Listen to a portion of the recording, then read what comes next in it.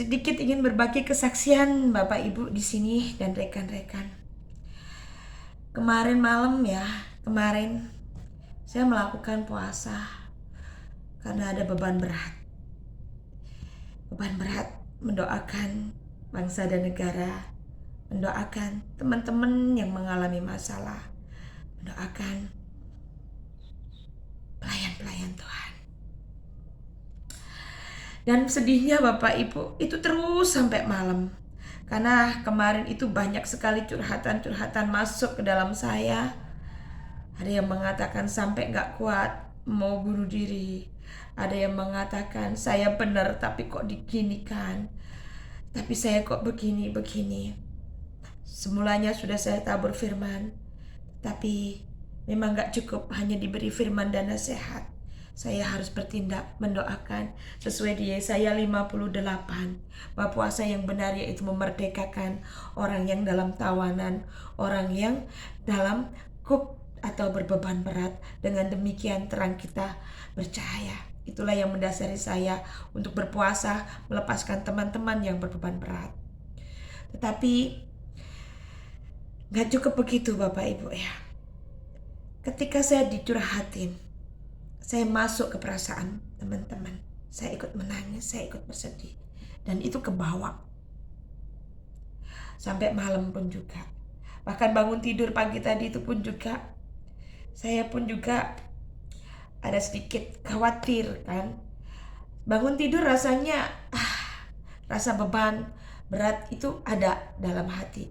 Kasihan teman-teman, saya harus bagaimana. Tetapi rasanya saya nggak bahagia? No, apakah ini yang dikehendaki Tuhan? Saya nggak bahagia.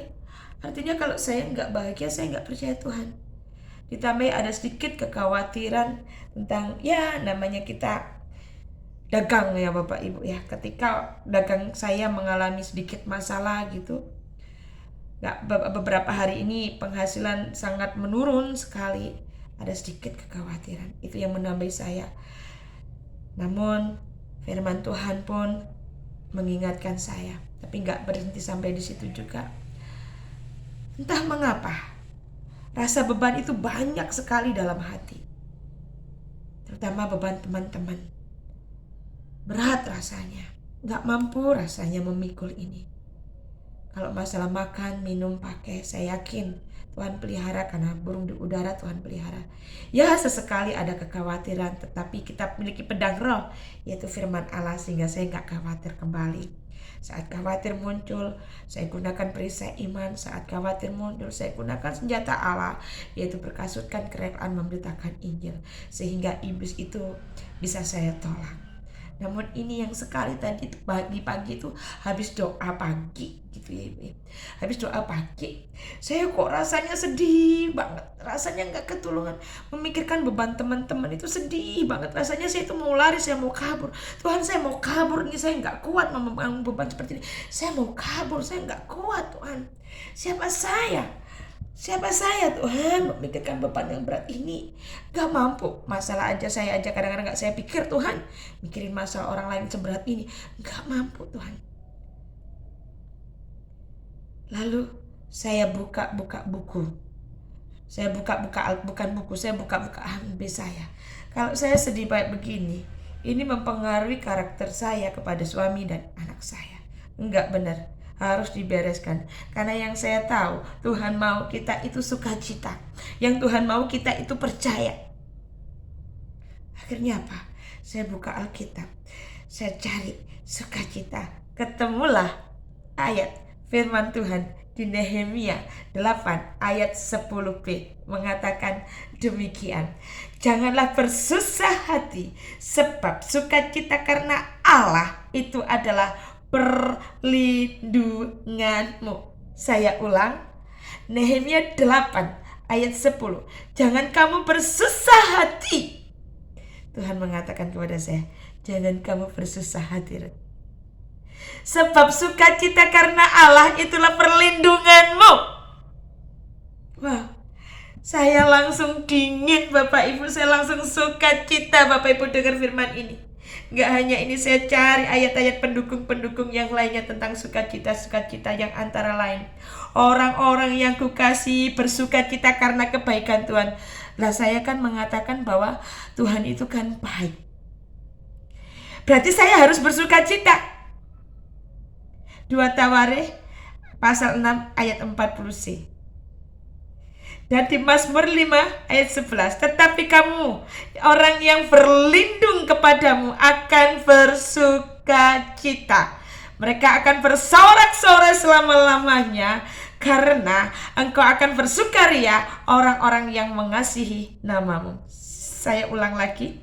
Mazmur 5 ayat 11. Tetapi semua orang yang berlindung kepadamu akan bersukacita, karena mereka akan bersorak-sorai selama-lamanya, karena engkau menaungi mereka. Wow. Tetapi semua orang yang berlindung kepadamu akan bersukacita. Semua orang yang berlindung kepada Tuhan akan bersukacita.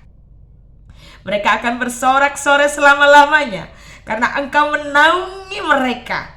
Dan karena engkau akan bersukaria, orang-orang yang mengasihi namamu.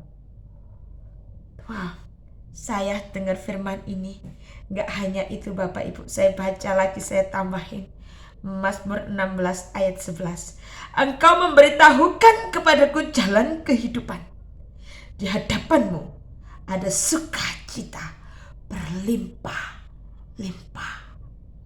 Di tangan kananmu ada nikmat senantiasa. Di hadapan Tuhan ada sukacita. Di tangan kananmu ada kenikmatan. Bapak Ibu tahu enggak? Langsung saya itu menyanyi, memuji Tuhan, memeluk suami, manja dengan suami. Saya tuh enggak mikir apa yang saya makan, minum, pakai. Saya bagian saya sukacita karena Tuhan ngomong jangan takut, jangan sedih. Bersukacitalah, sebab sukacita akan ada perlindungan. Sebab dalam sukacita Allah akan ada perlindungan. Saya nyanyi, saya bagikan firman ini ke papa saya, ke suami saya. Papa, sukacita yuk, karena Tuhan ngomong begini, bahwa kita gak boleh takut, bahwa dalam sukacita Allah ada perlindungan yang besar. Lah kalau kita ingin dilindungi, ya kita harus sukacita. Yuk papa, kita sukacita. Saya sambil nyuci piring sampai dari terbit matahari, saya masak dari terbit matahari sampai pada masuknya, biarlah nama Tuhan dipuji. Saya nyanyikan terus Bapak Ibu. Alhasilnya sukacita yang melimpah-limpah. Saya yakin dan percaya saat kita bersukacita karena Tuhan, perlindungan Tuhan turun atas kita, karena firman Tuhan itu ya dan amin. Haleluya. Tuhan memberkati.